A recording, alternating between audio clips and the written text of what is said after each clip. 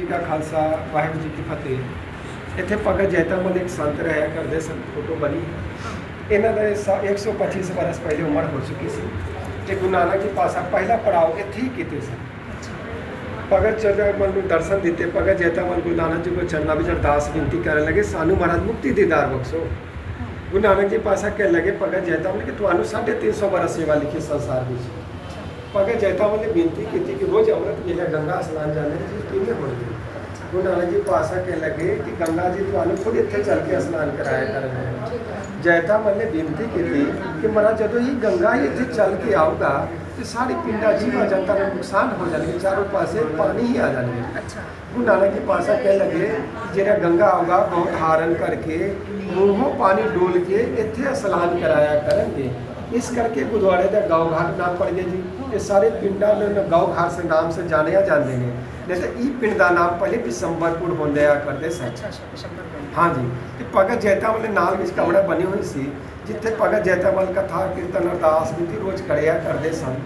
जो भगत जैता मल 350 बरस सेवा पूरन वाले सन तो अंदरों दरवाजा बंद करके गुरु तेग बहादुर को चरणों में अरदास विनती शुरू कर देते। तो गुरु तेग बहादुर साहब महाराज घोड़े नाल लेके तो परिवार संगत लेके माँ बाप सारी संगत इत्थे पहुँचे। गुरु तेग बहादुर साहब महाराज भगत जैता मल आते भगत जैता मल दरवाजा खोलो।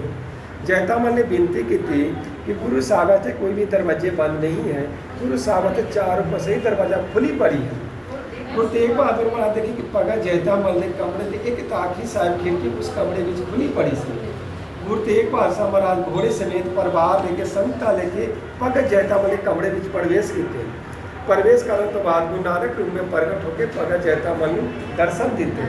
भगत जैता मल 350 बरस सेवा पूरन वाले सन। भगत जैता मल दर्शन पा के धन धन पायो। थोड़ी देर बाद दर्शन तो बाद भगत जैता मल मुक्ति हो गई। गुरु तेग बहादुर साहब महाराज अपने हाथ में भगत जैता मल संस्कार किए ने। उस कमरे में माता गुजरी साहब का चक्की पड़ी है। उस कमरे में लक्कड़ में पही पाठ के मूल मंत्र लिखे ने, वो लक्कड़ में पही उसमें तारीख पई है, शीशा बॉक्स लगे ने। जब गुरु तेग बहादुर साहब ने इतने गुरुद्वारे बनने की सेवा चालू की तो ये 2 लक्कड़ साहब मंगाए सन चौखट के मार वास्ते। जब गुरु तेग बहादुर साहब ने लक्कड़ में वढ़ के काम चलो, जो लक्कड़ साहब कटती सी तो बर छुट हो जाया करते सन, बरोबर मेच नहीं खाते सन। गुरु तेग बहादुर साहब लक्कड़ में छड़ा देती कि ये लकड़ी भी शक्ति बुझाती है, ये जी कट्टन जोगा नहीं है, ये पूजन जोगा है। इस करके इन्होंने धन साहब नाम रख देते हैं।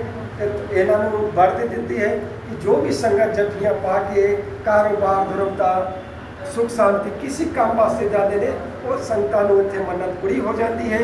जब पूरी होने तो बाद आके चोला साहब कपड़ा साहब चढ़ा के जाते हैं या संगतां पहले भी इत्थे चोले साहब चढ़ा के अरदास विनती करके जाते हैं या सरदार अखंड पाठ साहब भी संगतां रखा के जाते हैं। जेड़े बाहर पेड़ बनी है गुरु तेग बहादुर साहब महाराज खूटे गार के घोड़े बांधिया करते सन।